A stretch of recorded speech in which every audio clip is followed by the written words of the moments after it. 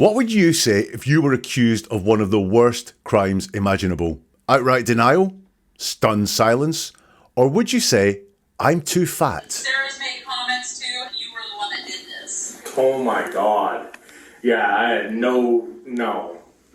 I can't even mow the yard. Do you see me digging a hole that big? Welcome to Never a Truer Word, where we look at the words that people choose to use to see if they're telling the truth, the whole truth, and nothing but the truth. Looking at what is said using my process of statement analysis, which anyone can learn to give themselves an advantage in understanding the world all around them. In this episode, we're going to look at the words of Stacey Wondra as he gets involved in the police investigation to help find missing 5-year-old boy Michael Vaughn. Now, Stacey claims he saw his wife Sarah bury the boy's body, and he's going to help them find it. Stacey then learns that Sarah is accusing him of murdering and disposing the body. Is Stacey the good guy here, helping the police, doing the right thing, or is he intrinsically involved in a sick crime? That's what we're going to look at as we analyse his words. And as we hear him talking to the police and trying to guide them to find this body, look for leakage coming out in his words, because the truth's inside him somewhere. Is it coming out, or is it being held back, and is he saying something else? We'll spot leakage of what the certainty is inside him, what he is sure of. Keep an eye out for Stacey's repeated concepts and ideas. What does he go back and say time and time again? And also look for signs of stress in his words. That's things like stuttering, especially on the word I, and ums and ers and so on. Keep an eye out for those things as we go inside the police station and look at Stacey Wondra. How are you? I'm here. Feeling okay today? I'm tired, but yeah. Yeah. Well, I'm hoping that you will help me a little bit more. I'm over here. I'm in your home. Okay. So I need a little bit more direction about where Michael is at. Go out the back door, or Okay. I can't. Can you turn the camera around so I can show you? We're flipping around right now. Stand by. All right, here. There you go. Okay. So I'm going out the kitchen door. And that's some equipment. That is some equipment. Okay. Where do I need to go? Okay, face to the right. Like right where the dirt piles are. Right where the dirt piles are. About how far off of the fence? Uh, Go ahead. Okay, walk over there and you point us to where it needs to be. okay.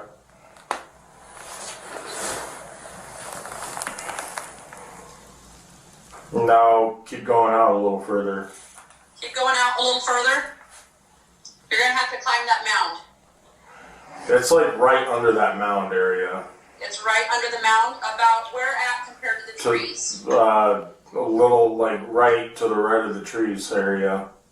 To the right of the trees? Yeah. Okay. A little So, bit. Where can the you see- building. Okay, where at now? Now he's off the dirt mound. It's like underneath the dirt mound area. And about where he's standing? Yeah, a little bit less, like closer to the house. Come closer to the house? Yeah. So this is something that we rarely get a chance to see. Stacey inside, I think, a police station, and he is saying to the police, look, I know I saw my wife bury Michael Vaughn's body in her backyard, and he's guiding the people at his house to find where in his backyard the body is buried. But is he being helpful?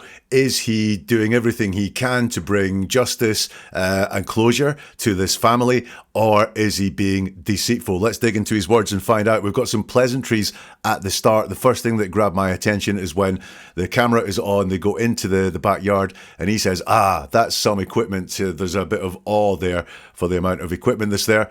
Don't know whether he's telling the truth or worried about that right now, but we do know that he takes full note of the equipment. The next thing I noticed when I'm looking at whether someone is telling the truth or lying, how directly do they answer questions? And the question the policewoman asks here is, right, where the dirt piles are, about how far off the fence. So how far is the subject of the question. Now, is he going to answer with how far, or is he going to say something different? How far, you're looking for a distance, whether that's a implicit distance like a couple of yards, or something a bit more vague like, no, it's much further than that, or just move on a little bit. And he doesn't give any distance there. He says, yes, right, go ahead. What's all that about? Why has he not told them how far? Then he gives them some more directions. He says, keep going out a little further. You're going to have to climb that mound. And then he says, it's like right under that mound area.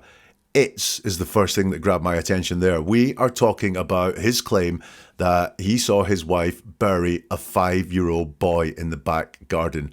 And yet he has not humanized this at all as he's talking here. He's talking about it with distance, almost disdain.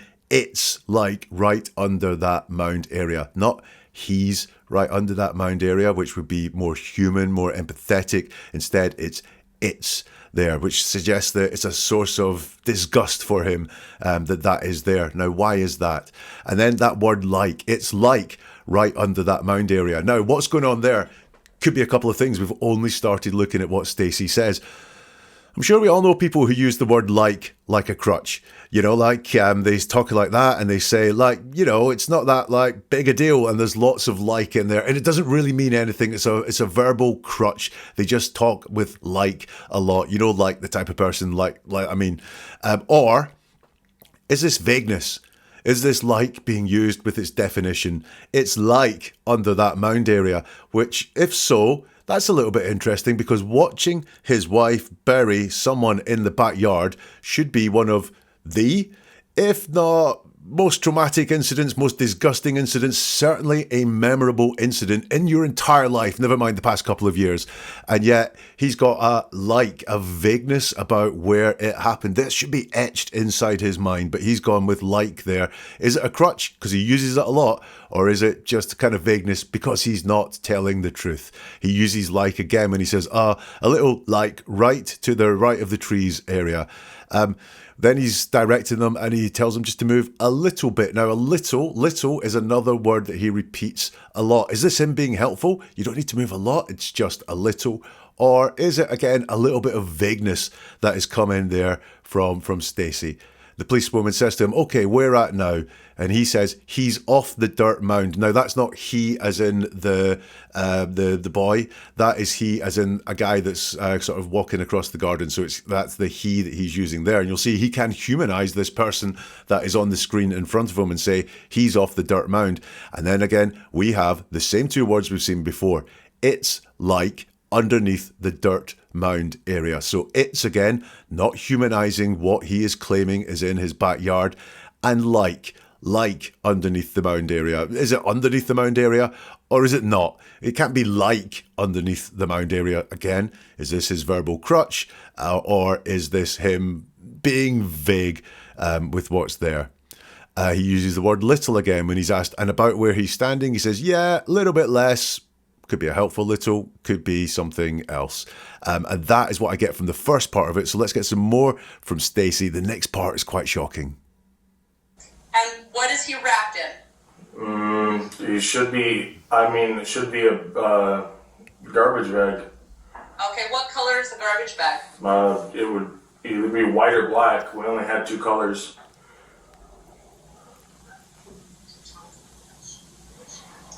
I want you to direct him from the fence where that orange thing in his hand is.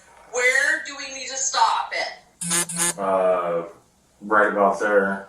Right about there. Okay. All right. We will try there. Okay. Do you have any other suggestions for us, Stacey? I mean, like I said, that's where he was buried. Okay. That's the last place I had known. Again, haven't been home for quite a while, and a lot of shit, you know what I mean? So the only other place I would say, if he's not in that backyard, is go to Cuna to Brandon's house and check in the backyard by the tree area. Okay, well, we're going to finish here first, and then we'll cross that bridge when we get there. Okay. So does he need to go right or left? Or anywhere else? That general area, that bucket's enough to dig, but you're going to want to start digging underneath the dirt piles. Wow. If I wasn't worried before, I'm very worried now by some of the things he says. The policewoman says to him, and what is he wrapped in? And Stacey's reply is, it should be a garbage bag.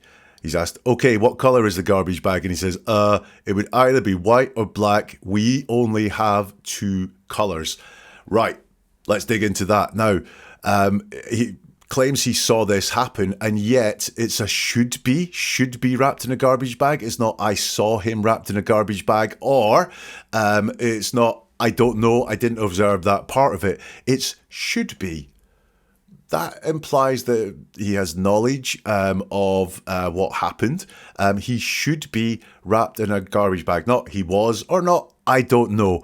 It's he should be. And that should implies there's some thoughts of change in Stacey's head, that it was this, but it might not be this, therefore it should be. It should be a garbage bag.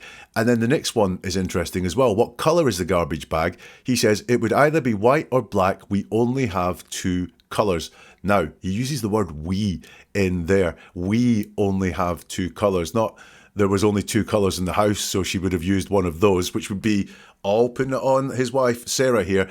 He's joined himself into Sarah here, saying we only have 2 colours. In other words, we only have 2 colours of garbage bag to choose from when we did it. It's a very worrying thing here. It shows to me that he potentially has a lot more knowledge about what happened than he's claiming at the time. It should be a garbage bag. That implies some knowledge, and some more inside knowledge than observed knowledge. And then it would either be white or black. We only have 2 colours. Now, that could have been distant. That could have been, if she used the garbage bag, it would be either white or black, because those were the 2 colours that were in the house. But no, he's joined himself in there, for me, a little bit too much to what has gone on. The next thing that I've noticed is, do you have any other suggestions for us, Stacey, is what the policewoman says. And he says, I mean, like I said, that's where he was buried. Now, lots of things going on in just that very short answer. I mean, like I said, that's where he was buried. Okay, now, Stacey says, I mean, at the start of his answers a lot. And I think he's using this like when someone starts an answer with, well, or so, which annoys me when people do it, but people do it. And what it means, it's a flag of, I'm not going to answer your question directly, and I'm going to tell you why I'm not going to answer that question directly. As you can see, do you have any other suggestions for us, Stacey? And he doesn't say yes or no. This is a yes or no question. It's I mean. So there's some sort of explanation coming up here, and he's flagging up, I'm not going to answer your question directly. I'm going to talk about something else. The next thing he says after I mean is like I said, and I see and observe like I said come up time and time and time again from liars. My theory behind it is that liars want to appear consistent. They want to look as if they are always saying the same thing over and over again, because if you're consistent, you can't be lying. You must be telling the truth. That's the way they think about it. So they like to not just be consistent, but point out they're being consistent with phrases like I said. So again, an indication here, a red flag that there is some lying going on. And then he says, that's where he was buried. Now we've got he there for the first time. So that's not talking about it. That's talking about he, humanizing the person that this has happened to. But then he says was buried. Now that's past tense. And that is past tense about where the burial was, not when it happened. It's not that's where she buried him. It's that's where he was buried. And I think, again, along with the shoulds that we had earlier, he is aware that something has changed here, because he was buried, but he's not buried anymore. The only thing I would say on all of that, buried is slightly reassuring, because buried is not downplaying what happened. So it's not that's where he was, or that's where he was put. It's that's where he was buried. Buried is a much stronger, more visceral word, and he's not downplaying what has happened in his backyard by using one of those softer words, but he's gone with buried, which is quite a tough word. But I'm getting this sense there that he is aware that something has changed here, that basically that they are not going to find anything inside his backyard. He says, again, I haven't been home for quite a while, and a lot of You know what I mean. So the only other place I would say, if he's not in that backyard, is go to Kuna, go to Brandon's house and check the backyard by the tree area. That starts with again. Again, I haven't been home for quite a while. Now, again is like that, like I've said.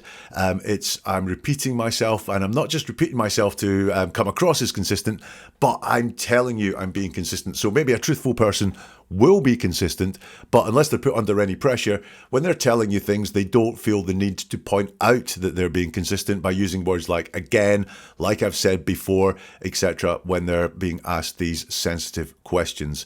And then again, we've got this sense that I think something has changed, that he knows this body is not there. He says the only other place, I would say. So he has been asked the question about any other suggestions, but he's saying the only other place. So again, we've got this concept, I think, leaking out from him that this body is not there. In other words, he knows a hell of a lot more about what has gone on than just observing his wife bury the body. And the only other place, I would say, is pointing out that there may be other places, he just wouldn't say them. So he's going to throw this to Brandon's house. Let's analyse the police officer now, because I love this. She, I think, leaks that she does not expect the body to be found in the backyard, because she says, we're going to finish here first, and then we'll cross that bridge when we get there, i.e. that when is saying, I think this is going to be fruitless and then we're going to have to look other places. It's not if we get there. We'll cross that bridge if we get there, would say that she thinks there's a chance of success going on here. But no. She doesn't, because she says we'll cross that bridge when we get there. He says, okay. Then she asks the question, does he need to go right or left or else? And he says, that general area. So we've got this vagueness again. Again, if this was something he witnessed, it should be seared in his mind where it happened, because it's a traumatic, horrible event that he witnessed, and it's just the general area. And then he digresses a bit. That bucket's big enough to dig, but you're going to want to start like digging underneath the dirt piles. So we're now 2 sections into listening to Stacey guide the police to try and find, in his words, the body that his wife buried. But I'm seeing that there's a concept in his head that things have moved on, that this body is not going to be found. Okay, how far down is Michael? I don't know how far she actually dug, to be honest with you. About, give me an estimate. I mean, maybe 4 or 5 feet. 4 or 5 feet? 4 or 5 feet, that's probably taller than me. Like I said, you asked for an estimate, I'm giving you what, I mean, it's probably shorter than that. I don't have an exact idea. Okay, when she dug the hole, was she standing in the hole? She's standing outside of it. Okay, and was she using a regular shovel? I think it was a bullnose, or what do you call them, pointed ones. Okay, and did the shovel, was she able to stand on the outside of the ground and the shovel able to reach the bottom of the hole? Yeah. Okay, about how far down was the shovel in the hole? I don't know, let's say like 3 feet down, 2 feet down. I don't have like I said, I don't have an exact, measurement, like, to give you. I didn't pay attention that far. That's okay. Okay, we will try where you suggested, and I will call you back. Okay, Stacey? All right, thank you. All right. Thank you. Yep. Bye. So the small talk is over, and the more specific the questions get, we can see the stress ramp up, and I'm spotting more and more red flags that the truth is possibly not being said here by Stacey. The question he's asked is, okay, how far down is Michael? And you'll see there the policewoman humanising what has happened compared to a lot of what Stacey says, talking about it's. Okay, how far down is Michael, she asks, and he stutters on I don't know. And when we stutter on I, that's an indication of stress and potentially something coming out that we're going to say that we don't want to join ourselves to with that pronoun I. But he goes for it. He says, I don't know how far she actually dug. And that word actually there is interesting.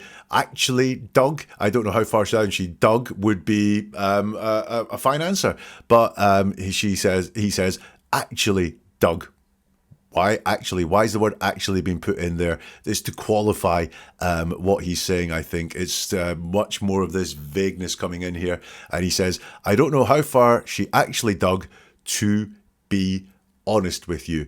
Now, why does he feel the need to flag that he's being honest at this time? I always say this, there's one or two things that are happening. Number one is everything else has been bull, and he's flagging up that this is the honest part, this is the honest thing. Much more likely is that, look, this is a lie. This is all concocted, and he wants to convince us that he is telling the truth by flagging that he is telling the truth. So he uses the words to be honest with you. He's asked give me an estimate, and he says, I mean, maybe 4 or 5 feet. So we have the vagueness there in, again, the maybe. And then he says 4 or 5 feet, he's asked, 4 or 5 feet. 4 or 5 feet, that's probably taller than me, says the policewoman. And we have the stutter on I again when Stacey starts talking. He says, I. Like I said, you asked for an estimate. I'm giving you it's probably shorter than that. I don't have an exact idea. Lot to go there, but let's break it down and again remind ourselves that this would have been a horrific incident if he saw it, and he's claiming he saw it because he's saying I don't know how far actually. It was 4 or 5 feet, so he's not saying I didn't see. He's not just saying I have no idea, I've no clue about this. Actually, he does say I don't have an exact idea, but we'll come on to that in a minute. He's not saying I don't know what's going on here. What he is saying is changing all the time. So we've got the I. That suggests a stutter. It's a bit of thinking time. His head has not got the words together quite right yet. So he's I. And then here comes the words. Like I said is the next thing that he says. Like I said, again, this is him saying, I've been consistent. You're putting some pressure on me, but I'm being consistent. I'm sticking with the same thing that I've always said. Only you're not. You are changing what you've said here. More stutters. And he thinks better of saying and he says you asked for an estimate. I'm giving you it's probably shorter than that. Now, it's probably shorter than that. All of a sudden, it was 4 or 5 feet, and now it's probably shorter than that. How does that work? How does that work? It's probably shorter than that. Well, wait a minute. A minute ago, it was definitely 4 or 5 feet, and now it's probably shorter than 4 or 5 feet. And he says, I don't have an exact idea. Now, that's interesting. Ideas are not exact. An idea is a notion, a fanciful thing that is there. I don't have an exact idea. Again, he doesn't have the words to say, I believe, because that would be inauthentic. He doesn't have the words to say, I didn't experience it. It looked about this to me or anything like that. He just says, I don't have an exact idea. The policewoman pushes him and says, okay, when she dug the hole, was she standing in the hole? He says, she's standing outside of it. Now, what I don't know went through his mind if he saw her standing outside of the hole to dig the hole, made him think that it was 4 or 5 feet down. No one, no matter how tall you are, can dig 4 or 5 feet down when you're standing at the side of this hole. And also, and I've listened to this time and time again, I think it's not massively distinct, but I think he's moved into the present tense here. She's, as in she is, currently at this point standing outside of it. That present tense could come from the fact that he's making this up in his head right now because he's under pressure. He's been asked a question that he doesn't have a ready answer for in a lie. So he's having to make up and picture in his head right now what is going on at this moment, which is why he doesn't use past tense, because when our brain works, when we bring things back from our memory, we use past tense to describe them because we've already experienced them. Whereas when we're imagining something, making something up in our heads, we're experiencing it for the first time in the moment, and we may use present tense to talk about it. So she is standing outside of it. So lots of red flags now that this guy is not telling the truth. He's asked about what type of spade was it. He says, I think. So we've got, I think it was a bullnose, or what do you call them? Pointed ones. So again, we've just got this vagueness that is going on there. We don't have any certainty, even certainty of, I don't know. Certainty over, we only have one type of spade, or any possibility like that. It's just, I think it was a bullnose. What do you call them? He's asked then about the shovel. Was she able to stand on the outside of the ground and the shovel able to reach the bottom of the hole? He says yes, even though when he first started talking it was 4 or 5 deep. And he's asked then about the distance. Okay, about how far down was the shovel in the hole? So what the policewoman is trying to do is get his memory to think about this, because we can picture the shovel. Was it halfway up the hill? Was it all the way down? Was it just, shovel deep? That would be the sort of thing you would be able to pull from our memory. And the policewoman's asking a great question to get him to delve into his memory to help them know how far down they are going to have to dig. He says, I don't know. Now, I don't know is quite often a honest answer.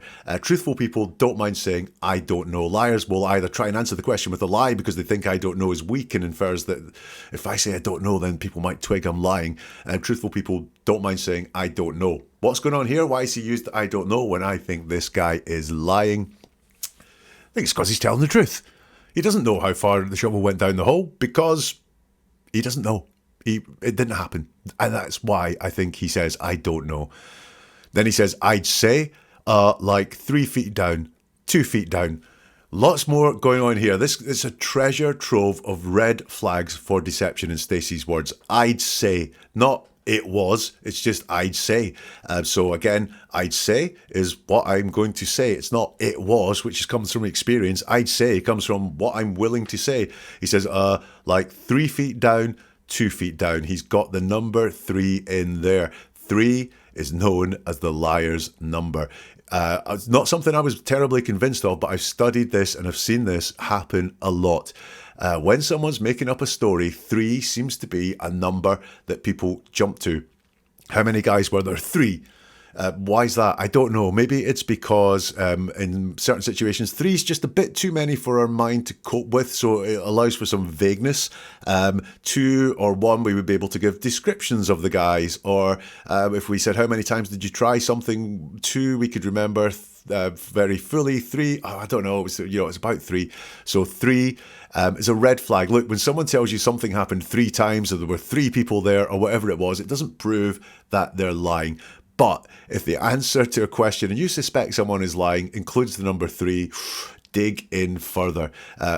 3 feet down, 2 feet down. So this hole has gone from 4 or 5 feet to 2 feet. That's a hell of a difference here. So we have something going on here with Stacey that I don't believe he's telling the truth for whatever reason. He continues and says, I don't have like I said, I don't have an exact measurement to give you. I didn't pay attention that hard. Lots to unpack there. I don't have a, like I said, I don't have an exact, all of that is fluster and stress. He doesn't know what to say for the best here. He's making it up in his head, and our conscious brain goes very slow compared to our subconscious brain. So when we're sitting talking and we're just yakking with our mates, the words are coming from our subconscious brain really quickly to our voice boxes, to our mouths, and they come out. When we're talking with our conscious brain, which we will do when we're under stress, or we want to make a good impression, or we want to really give a considered and honest answer, it all comes much slower from the conscious part of our brain. So the conscious part of his brain is thinking about what are the words that I want to say next. The subconscious part is giving all this babble. I don't have a, like I said, I don't have an exact, So he doesn't have an exact, we know because he's given us 5 feet to 2 feet, but we're not after an exact, we're after something, anything, an approximation, and he's gone from 5 feet down to 2 feet down. We have, like I said again, now that, I talked about crutches earlier, that seems to be a crutch to me. Like I said, look how consistent I'm being. So I think here he's caught in a real bind, and he's used, like I said, a lot to try and make himself sound authoritative, consistent, and telling the truth. But the thing is, he's flagging up that he's being all of those things, whereas truthful people don't feel the need to flag these things up. So like I said, I don't have an exact, measurement to give you. I didn't pay attention that hard. Someone's burying a 5-year-old boy in your back garden and you didn't pay attention that hard. Really? You expect us to believe that? Just a very interesting form of words. It's his get out of jail card, I think. I didn't pay attention, and it's that hard. That suggests that there was some attention being paid there. She says, that's okay. Okay, we will try and reuse the suggested, and I will call you back. All right, Stacey. He says, all right, thank you. All right, thank you. Yep, all right, man. So we can see the difference in pattern when he is talking and using it's just small talk compared to this massive stress thing that is going on when he's asked other questions, more detailed questions about what he's experienced. His small talk pattern, very different from when he is talking about these things that stress him. We'll be back with Stacey in a moment when we'll find out how he reacts when he finds out his wife is accusing him of the murder and the cover-up. But listen, do you ever feel like with Stacey there, you're not being told the full story? Well, you're right. It happens all the time. And I'm here to give you the key to hearing deeper into those words, because this is about hearing the world with new ears. I'm on a mission to share this skill with as many people as possible. Let's make the change one word at a time. If you want to join me on the journey, if you want to unlock the secret, subscribe, follow this channel and join the movement. And also, when you do that, dive into the archives, because there is a treasure trove of back catalogue episodes waiting to be explored by you. Now, you can be a force for this change too, because do you know someone who needs this, someone who deserves to see the truth? Then hit the like button. That helps this get to more people. Share this, recommend it to others, pass this on. Listen, every single click, every single share fuels the fire. That allows me to dig deeper, to analyze further, and to bring this life-changing skill to even more people. Now, you have the power to do that. So click away, make the difference. Let's do this. Okay, let's go back to Stacey.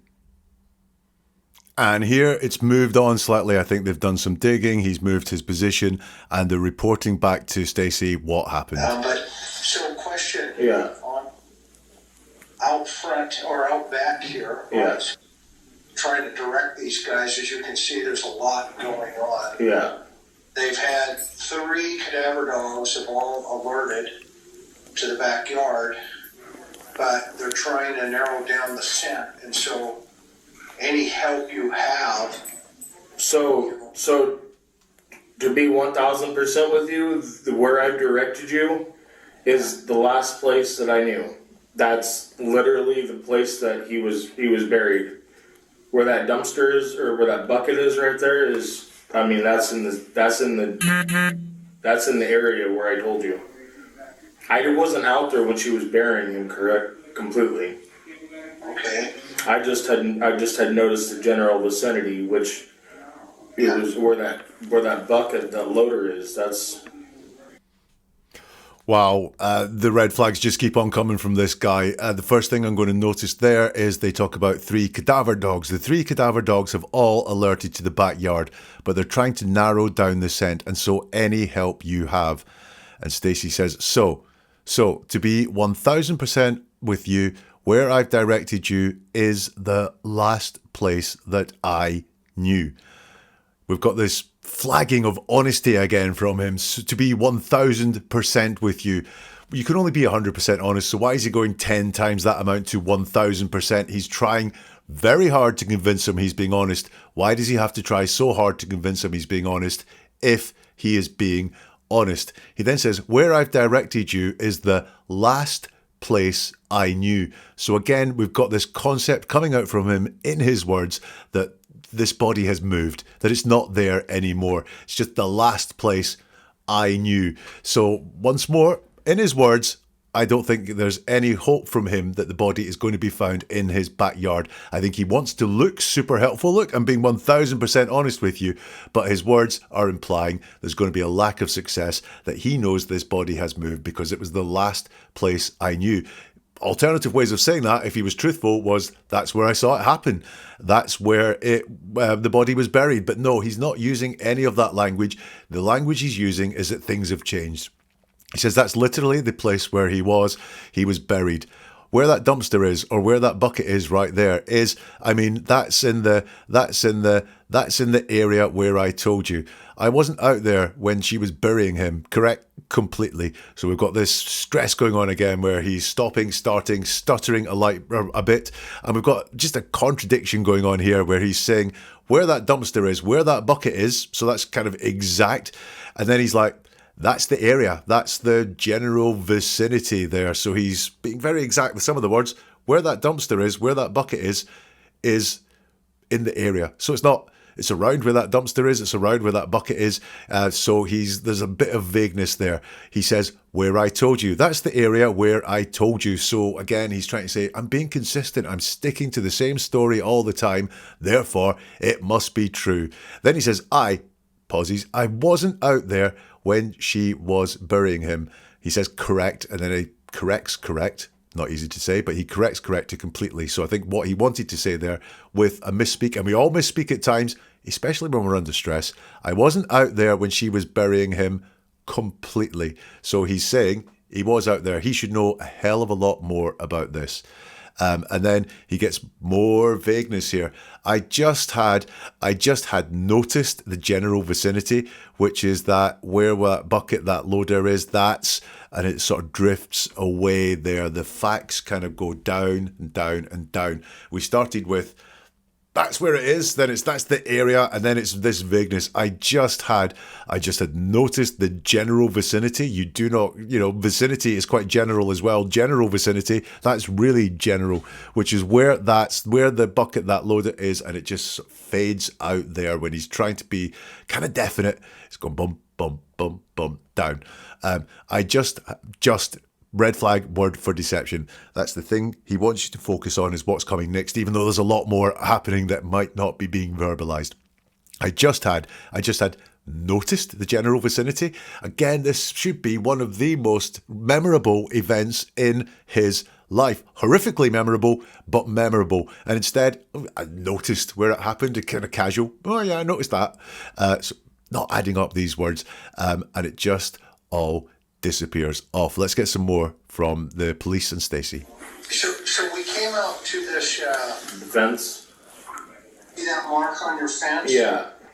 We came out to that point and we went down, how far did you guys go down? Oh, about 3 foot. Pretty good.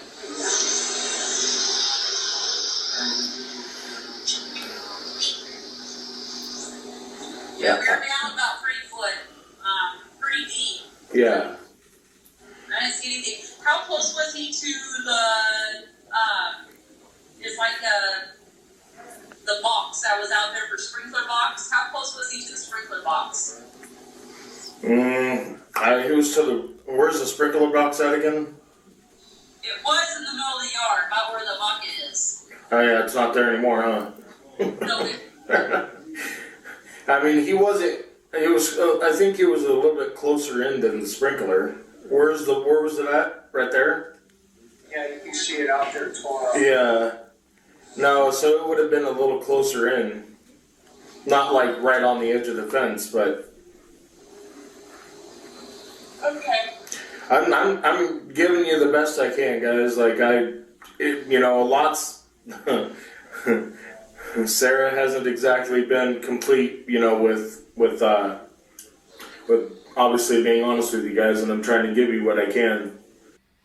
What I want to draw your attention to there is how he answers questions. He's asked the question, how close was he to the sprinkler box? And his reply is, he was to the...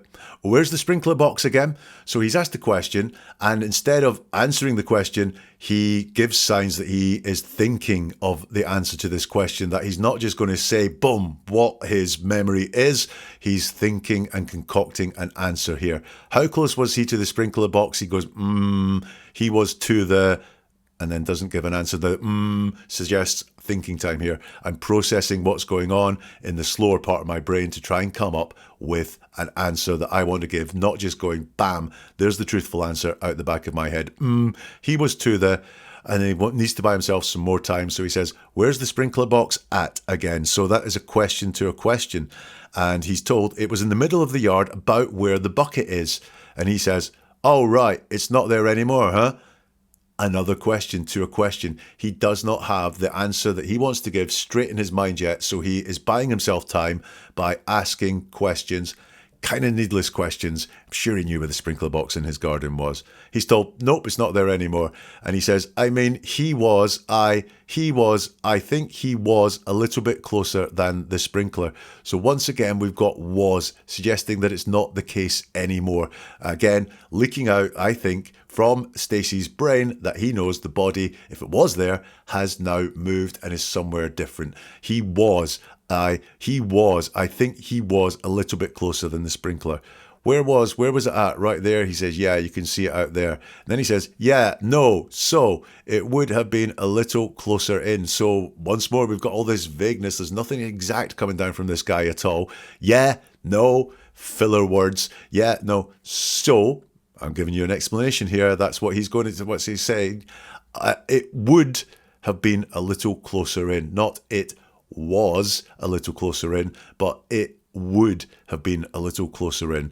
Not like on the edge of the fence, but okay. And then unprompted, but I think he realizes that this is not coming across as the most helpful thing in finding this body. A stutter on the word I. He says, I'm giving you the best I can, guys.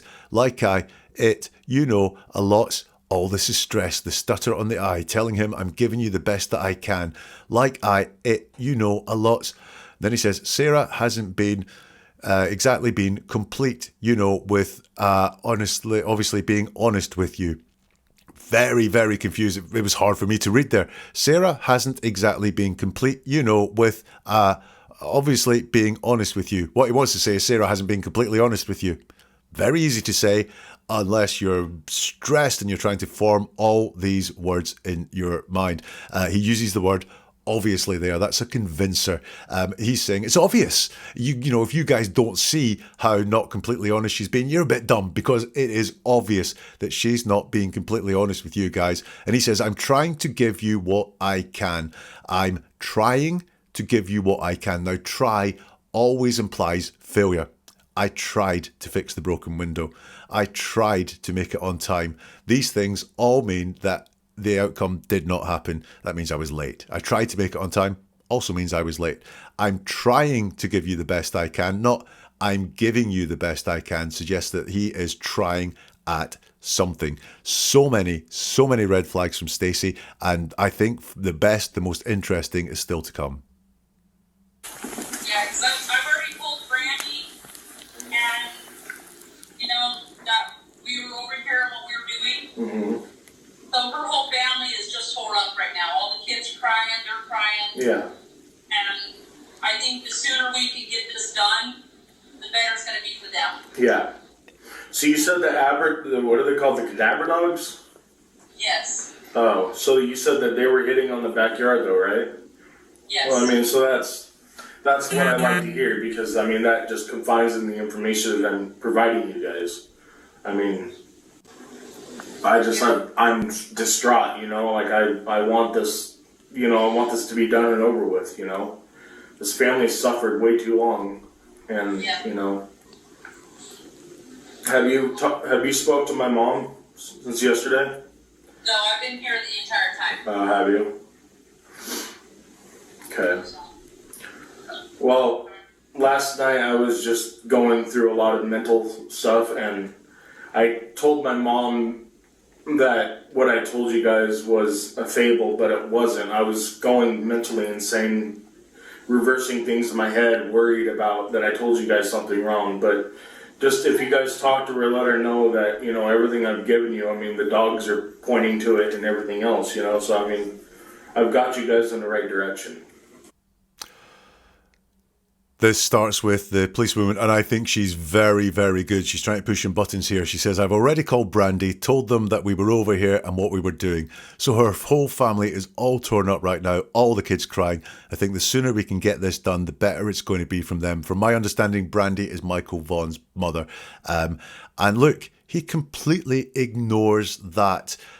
Again, it's a very human situation. It's a situation that's focused on this young boy and his family and these people being upset. And instead of dealing with any of that, he says, so you said that what are they called? Cadaver dogs?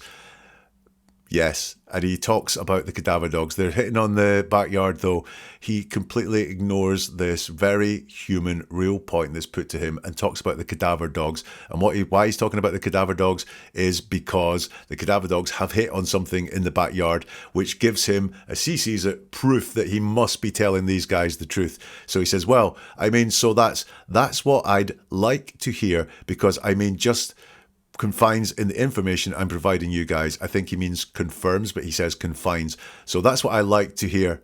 Not that's what I would expect. That's what I like to hear. Does he feel like he kind of got a lucky jackpot with that one? And I like to hear it because, I mean, it just confirms, I'll use that word, just confirms in the information I'm providing you guys. So he was very happy to hear about these cadaver dogs. And instead of talking about how upset Michael's family is about what's happening, he goes, whoa, I'm going to talk about the cadaver dogs and how they prove that I am right. Then he says, I mean, I'm distraught. Now, did you see him talk about being distraught? He could not look less distraught if he tried. He was over to one side with his hand on his head.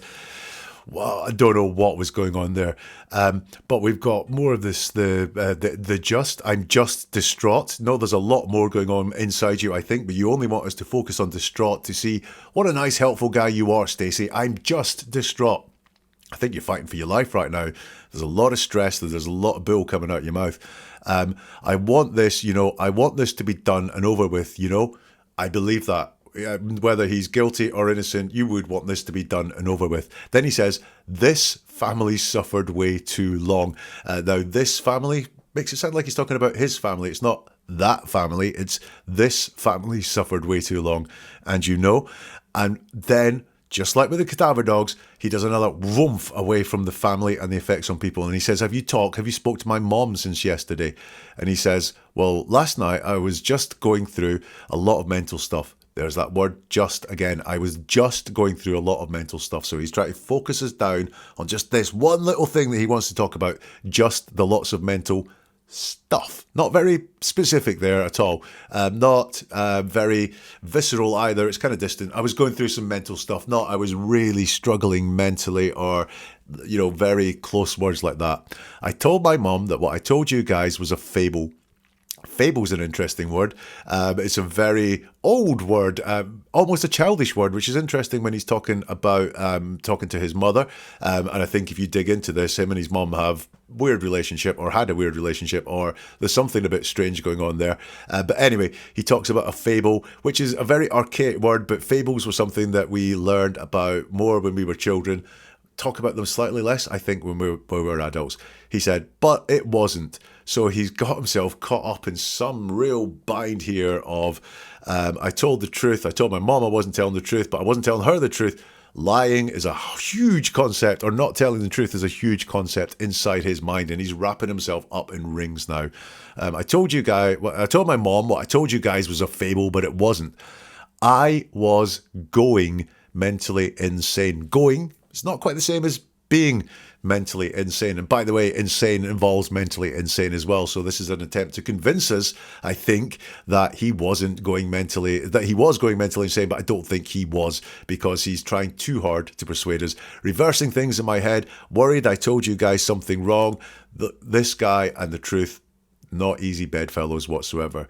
But just, if you guys talk to her, so we've got the word just in there again, if you guys talk to her, let her know that, everything I've given you, I mean, those dogs are pointing to it and everything else, so I mean, I got you guys in the right direction.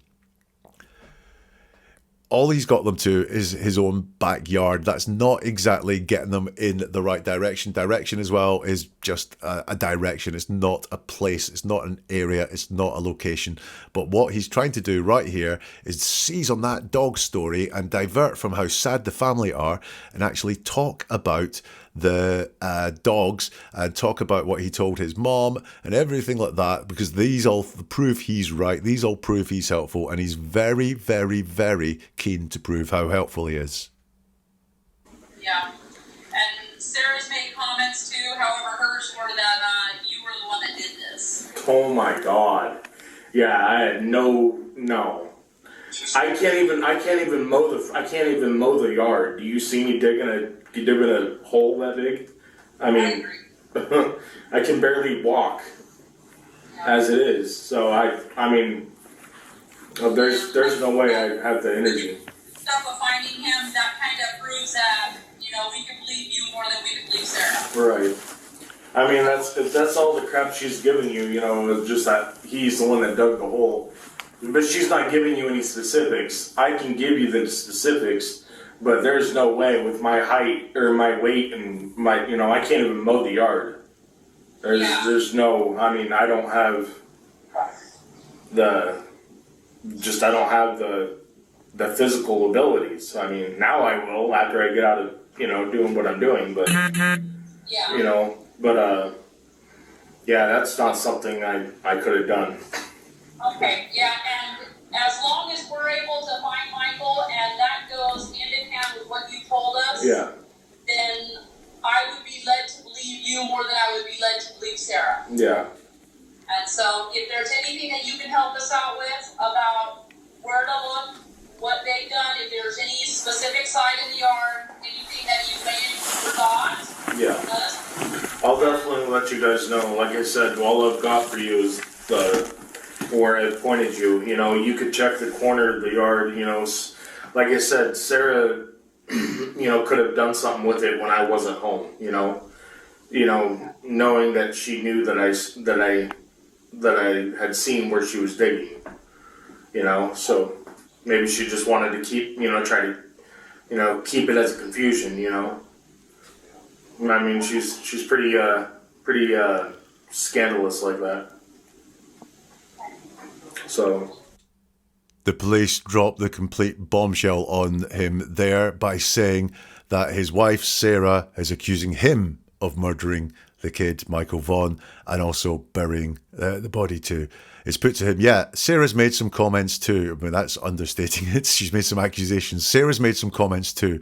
However, hers were that you were the one that did this. And his response is, oh my God. Yeah, no, I can't even mow the yard. So that's not a denial straight away. It's, oh my God, a natural reaction. Yeah is the first word he says to that. Then no. So is his thought process going there? He's just said yes in response to you were the one who did this. Yeah, no. So he says no twice, almost to wipe out one of the yes and then to have another no on top of it. But his first response is, oh my God. His second response is, yeah. Why? Yeah. No. I can't even, and we've got this stress going on there where he's not been able to form the words there to rebut this allegation. And his rebuttal is not, I didn't do it. It's, I can't even mow the yard. And then he goes into a sort of persuasive mode where he tries to put a picture in people's heads of how he couldn't do this. Do you see me digging a hole that big? I mean, I can barely walk as it is. First of all, that's not a non-denial. Sorry, that is a non-denial. He does not deny what is put to him there. He just tries to paint a picture to say that I couldn't do this because I'm fat and unhealthy. Do you see me digging and I think he's going to say grave there and realizes that's a really horrible, strong word. So he changes it to hole. Do you see me digging a hole that big? So this hole that he was talking about, that he did not know how big it was 5 feet deep, it was 3 feet deep, 2 feet deep. All of a sudden, he knows exactly how deep it was, how big the hole was, because he says that big. He's showing there, leaking out, while he's desperately trying to think about how he deals with this allegation. He knows exactly how big the hole was because he knows it. He says that big. I mean, I can barely walk as it is. I don't know. That is certainly not him saying, no, I didn't do it. No, she's lying. None of that whatsoever. He's trying to persuade and convince with a manipulative tactic, an influencing tactic, which is, can you picture me doing that? And if you can't picture me doing that, then I could not have done that. It is not anything there that credibly denies the accusation. So, I mean, there's no way I have the energy. Have is in the present tense. He's not talking about the time it happened. There's no way I had the energy to do that. There's no way I would have had the energy to do that. It's no way I have the energy to do that. So he's talking about himself in the present tense. The exact same with I can barely walk. That is in the present tense too. It's not at the time I could barely walk. His rebuttal to the allegations is about his state right now. I don't know how much he's changed since then, but really he is not saying that I didn't do it because and going back to the past and giving reasons why that couldn't have happened. His reasons for why it couldn't have happened are based in the presence. And then I think he is given some manipulation back by the police finding him. That kind of proves that, we can believe you more than we can believe Sarah. He says, right, I mean, if all that crap she's given you, just that he's the one that dug the hole, but she's not giving you any specifics. Now, this was the accusation, but what he said is he's the one that dug the hole. So he's really focused in on dug the hole. The real horrible part of that accusation is the murder, and he's not dealing with this at all. He's gone right into just, I didn't dig the hole. I'm too fat. I'm too unhealthy to have dug the hole, ignoring the most serious part about the allegation whatsoever. He says she's not giving you any specifics. Now, you might have been going through this episode going, he's not being very high on specifics either. He says, I can give you the specifics. Not I have given you specifics, or I'm giving you specifics right now, or I have given you specifics. It's sometime in the future I can give you the specifics. But there's no way with my height or my weight and my, I can't even mow the yard. So, and can't mow the yard is subjective to me. A lazy person can't mow the yard. So really, really one of the strangest denials of murder I have ever heard. It's not I didn't do it. It's not I couldn't do it because that goes against everything I stand for. It's not I'm not a killer of people. It is I can't mow the yard. He carries on. I just don't have the physical abilities. I mean, now I will after I get out, of what I'm doing. But, yeah, that's not something I could have done. So once more, he's not denying that he did this. He's saying he couldn't have done it. It wasn't possible for him to do. I didn't do that. Sarah did that, or someone else did that. But it certainly wasn't me. He's just saying that in his head, with some very fuzzy logic going on, I couldn't have done it. I wasn't capable of doing it, but it's very, very fuzzy logic. Again, it's in the present tense. I don't have the physical capabilities. And then he says, that's not something I could have done. Again, that's not denial. And denial would be, that's not something I did, or I did not do that, but it's not something I could have done. The policewoman keeps on with the manipulation, and I'm not saying this is bad manipulation. She's trying to solve a crime, a very serious crime. As long as we're able to find Michael, and that goes hand in hand with what you told us, then I would be led to believe you more than I would be led to believe Sarah. So she's saying, you can tell us the truth here. And so if there's anything you can help us out with about where to look, what they've done, if there's anything, any specific side of the yard, anything you think we forgot. And he says, yeah, I'll definitely let you guys know. Like I said, all I've got for you is where I pointed you. You could check the corner of the yard, So again, he's very light on the specifics, but he says, I'll definitely let you guys know. Now, again, keeps saying this must have been, if what he says is true, such a memorable event. But what happens? He ends up being, if I think of anything, if I remember anything, then I'll let you know. He goes back to one of his crutches. Like I said, look, I've been consistent with all this. Like I said again, like I said, Sarah, could have done something with it when I wasn't home, So once more, we have this possibility in his head that this body has moved. I think he knows it has moved. Whether he moved it or whether he just knows it's not there anymore, that keeps tumbling out of his head. He's more talking about how this might not be there in his backyard than how the body might be there in his backyard. Sarah, could have done something with it. Again, dehumanizing what's going on with it when I wasn't home, knowing that she knew that I had seen where she was digging, so maybe she just wanted to keep, keep it as confusion, Is the confusion coming from Sarah here, or is the confusion coming from the guy who can't say where this horrible thing that he witnessed happened in his backyard? I don't know how big his backyard is, but, you know, he should be able to be more specific about where it was. And once more, we have the concept that the body's there. And he finishes by saying, she's pretty, scandalous like that. So, and you'll notice again, the facts come down a notch, and what he's saying is dribbling out, which is a sign that no matter how he's trying to point out that he's being honest, being helpful, and, you know, just helping be convinced of all of this, he does not have that conviction, because the more he talks, he runs out of steam and trying to convince us of these facts. Let's get some more from Stacey. Yes, Detective Keller said she threw you right under the bus. No. When they came through the door with the search warrant, nobody even asked her any questions. She just flat out said it. She just flat out said Stacey did it all? No, she said Stacey murdered him and buried him.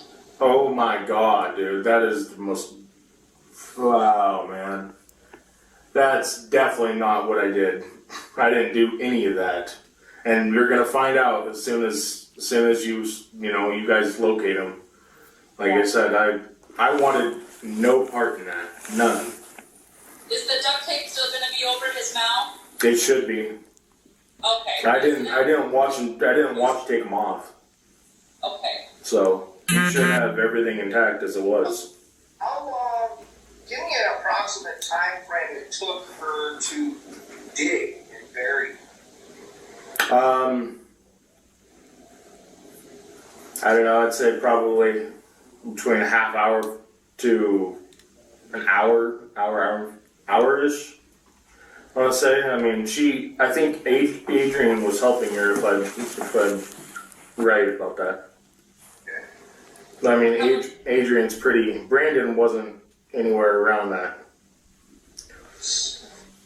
But I know Adrian's, pretty decent, skinny dude, so his abilities, and he's taller, so his abilities are a little more, spread open, wide open than... So that's the last part we have from Stacey. It's put to him, Detective Keller said she threw you under a bus. That's talking about Sarah. He goes, no. When they came through the door with the search warrant, nobody even asked her any questions. She just flat out said it. And he says, she just flat out said, Stacey did it? Did it all? Did it all? Interesting choice of words there. He obviously has a concept of what all is in his head, knowledge of what went on. And he's told no.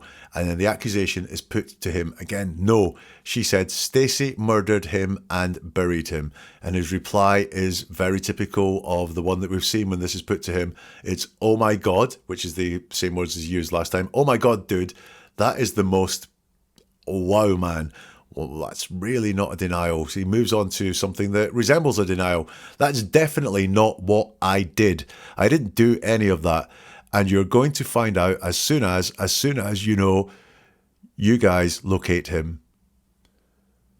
So that's definitely not what I did. Definitely is a persuasive term there. So he's turning up the severity. That's definitely not what I did. No, I didn't do that. That's not what I did. He puts definitely in, which doesn't change the meaning of the sentence, but changes the severity of the sentence. He's trying to convince us and persuade us that this is definitely not what I did. And what I did, that's definitely not what happened. What I did is taking ownership in his head. So he's saying he did something, but that's not what he did. So he is saying there, he did something.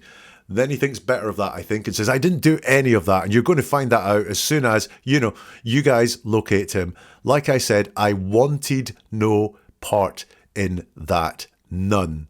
And wanted is the key word there. Like I said, I wanted no part in that. None. That's not I had no part in that. That's I wanted no part in that. I would imagine there's a lot of killers who wanted no part in what happened, but they did have a part in what happened. So again, this is leaking to me that he is a lot more involvement going on. He's asked, is the duct tape still going to be over his mouth? He says, it should be. Should? well, what's going on? Because he's just come and said that Sarah may well have moved the body and touched things when he was out the house, but all of a sudden the duct tape should still be on the body. A leakage there, again, that I think he knows what has happened, where this has moved to, and the state of things. And then he qualifies himself and says, I didn't watch them. I didn't watch them take off. I didn't take them off. I didn't watch them. I didn't take them off. Doesn't make a lot of sense, but I've got the word watch in there.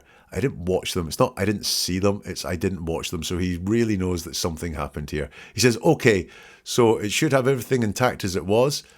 How long? Give me an approximate time frame it took her to dig and bury. So this is, again, being asked about his memory of this really critical, visceral thing that happened to him. How long did it take? And he says, I don't know.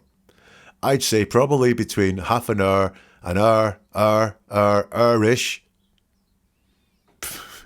Vast differences, again, in his estimations. He's not very good at recalling any of this, so I'm not sure that he experienced it. He says, I think Adrian was helping her, but right about that.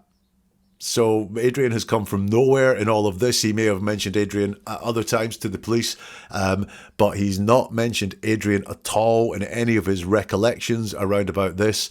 Adrian's pretty. Brandon wasn't anywhere around that, but I know Adrian's, pretty decent, skinny dude, So his abilities, he's taller, so his abilities are a little bit more, spread open, wide open than, and once again he drifts off at the end. Who is Adrian taller than? He says his abilities and he's taller. Taller than who? He doesn't say. Taller than what? He doesn't say. If means he's taller than Sarah so he could dig a deeper hole, he's already said he saw Sarah stand at the side and dig the hole. So he's in all sorts of confusion here. And then I don't like this last bit where his abilities are what he wants to say. He's got greater abilities, there's more athletic prowess, he's stronger, he can do a lot more, but he says his abilities are more spread open, wide open than, and he does not finish that thought.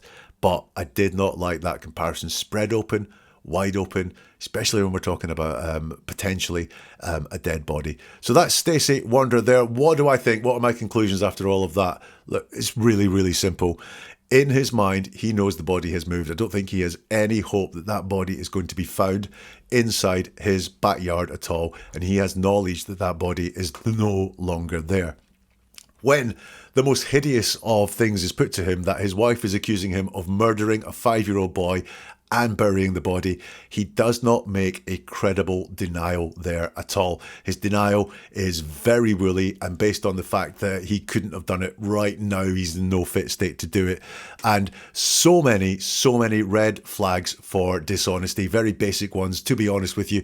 1000% here. I'm giving you guys the truth. So many red flags for dishonesty that I don't think he's being honest in his conversation there with the police. But what do you think? Do let me know in the comments here on this platform if you can, or you can get in touch on social media. All the links for social media are at neveratruerword.com. Also there, you will find a whole load of podcasts, videos where you can dive deep into the words that people say. You can also become a member of this channel on YouTube or a subscriber on Spotify to get early access to more episodes like this and exclusive ones as well, so you can dig even deeper into the words that people say. That's neveratruerword.com. And we'll see you soon for something new from Never a Truer Word.